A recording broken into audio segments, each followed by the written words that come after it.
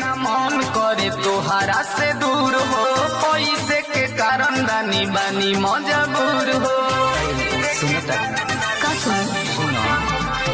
जाए के न मन करे तोहरा से